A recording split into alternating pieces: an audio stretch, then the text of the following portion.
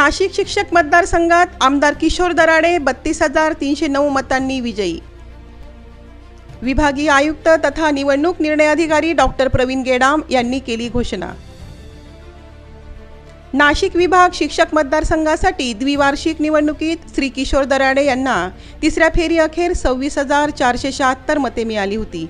जिंकून येण्यासाठी 31,576 इतक्या मतांचा निश्चित केलेला कोटा 19व्या फेरी अखेर उमेदवार श्री किशोर दराडे यांनी पूर्ण करून सर्वाधिक पसंतीक्रमाची 5,060 मते मिळवून 32,309 मतांनी नाशिक शिक्षक मतदारसंघातून निवडून आल्याची निवडणूक निर्णय अधिकारी तथा विभागीय आयुक्त डॉक्टर प्रवीण गेडाम यांनी जाहीर केले। या निवडणुकीत एकूण 64,853 मतदारांनी मतदान केले होते।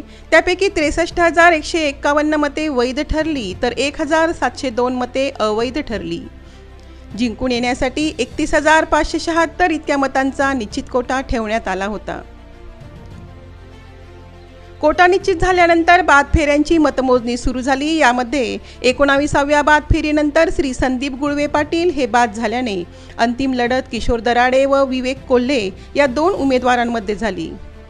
यामध्ये जिंकून येण्यासाठी 31,576 इतक्या मतांचा निश्चित केलेला कोटा 19व्या फेरी अखेर उमेदवार श्री किशोर दराडे यांनी पूर्ण करून सर्वाधिक पसंतीक्रमाची 5,060 मते मिळवून विजयी झाले। विवेक कोल्हे यांना तिसऱ्या फेरी अखेर 17,393 मते पडली असून सर्वाधिक पसंतीक्रमाची 6,072 मते पडली। मतमोजणी पूर्ण होऊन अहवाल भारत निवडणूक आयोगाकडे पाठविण्यात आला। आयोगाच्या परवानगीने डॉक्टर गेडाम यांनी आमदार किशोर दराडे यांना विजयी उमेदवार म्हणून घोषित केले व त्यांना विजयी उमेदवाराचे प्रमाणपत्र प्रदान केले। यावेळी निवडणूक निरीक्षक डॉक्टर विक्रम कुमार, जिल्हाधिकारी नाशिक जलज शर्मा, जिल्हाधिकारी अहमदनगर सिद्धराम सालीमठ, जिल्हाधिकारी धुळे अभिनव गोयल, जिल्हाधिकारी जळगाव आयुष प्रसाद, जिल्हाधिकारी नंदुरबार मनीषा खत्री, सहाय्यक निवडणूक निर्णय अधिकारी तथा अपर आयुक्त निलेश सागर यांच्यासह वरिष्ठ अधिकारी, मतमोजणी पर्यवेक्षक, सहपर्यवेक्षक उपस्थित होते।